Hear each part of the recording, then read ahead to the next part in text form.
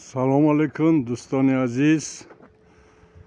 امروز 16 دکبر سال 2025 گروه 25 نفره ادیبان و طبیبان از شهر کیش و شهر همدان آمده. من اینجا دره آب شوران بینید، اونجا خیلی هوا گرم بود. من این طرف برف، من منظره های زیبا، قله های بلند.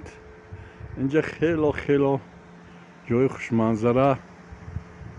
من همه مهمان های آمدگی خانه های لوکس جایگیر شدگی، حتی خوراک صبحانه خانه ها آوردن. همش چیزهای طبیعی هست، چیزهای طبیعی که برای سالمی انسان مفید و ضرور است استفاده میکنم. من این کاتیج‌ها دو قبطه خانه ها، داخلش همه شرایط خوب هست، آب گرم، آب خنک، کخنی برای بعضی آدم ها خواهد که غذا آماده کند خودش. آدمایی که آینده با آماده اینجا استراحت میکنن یک مهلتی 10-15 روزه، من میتوانم که در همینجا آماده استراحت کنم. بهترین جا کشور. سفر کردم، جهان دیدم. ما سفر کردیم، کشورهای آموخت شدیم کدام کشورها برای سلامتی مفیدتر است از جهت طبیعی، یعنی که طرز و اصولی که امروز ما اختراع کرده شدیم طبیعی درمانی، یعنی که با طبیعت بودن. ما هم یک جزء طبیعت هستیم، انسان هم یک جزء طبیعت. هر چقدر با طبیعت نزدیک باشد او همون قدر سالم و دراز عمر هست. من اینجا گروه آماده شدند برای سفر به غار علی صدر. امروز سفری ما به غار علی صدر میشد، حدود 60 کیلومتر از اینجا دورتر هست. من اینجا نصف گروه آماده هست. صبح بخیر، نظم شما درست می ناز خوب کرده خستو. من اینجا دیدید زون انرژتیکا، انرژی بدنتون زیاد شده است، قوتتون زیاد شده است.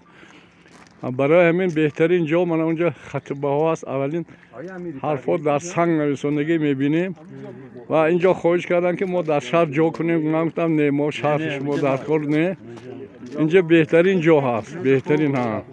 من شرایطش دیدید، حاضر سیر و گشت میکنید قوتتون 10 چند زیاد میشه، دیگه دارو درمان در کار نیست. من نور هست، آفتاب، هوا، حرکت، دوستای ناز، آدمای ناز، همه آدمای ناز جمع شدید. من الهی محمد تو صد بدارید، عمری دراز بینید، روزی کم و غم نبینید. برنامه که ما ساخته ایستادیم باید جامعه عمل پوشد. من امروز سفر ما غار علی صدر میریم، حدود 60 کیلومتر. زیر زمین هم یک شهر هست، تماشا کرده میبینید. سلامت باشید. مرزا یکون چه گفتنی هستین؟ خیلی شادم، خیلی راحت داریم. یکون شعر ایجاد کردید، الان ساعت 3 شب مقاله نوشتید. ما بخونم نکن، روز نکو. بریم تو سالن میخوانیم. سالن میریم الان. سلام بس میخونیم. دومانا یک گپ زنید. اب بخورا اومدم، نزد سینا اومدم. من با یورتی و آرامگاهی هم یورتم با علی سینا اومدم. میخوام که خلق اینجا تیم باشد، آسایشته باشد، سالم باشد، بنیتش رسد. من بینید ابو علی سینا در بخارا تولد شدن، در اینجا خاک شدن. در همدان دنیا در گردش هست. من برای همین ما امروز زیارت میکنیم، رفت و آمده زیاد میکنیم. من از بین برداشته شد ویزاها. کی خواهید شما رفت و آمد کار نمیگیرید اینجا با.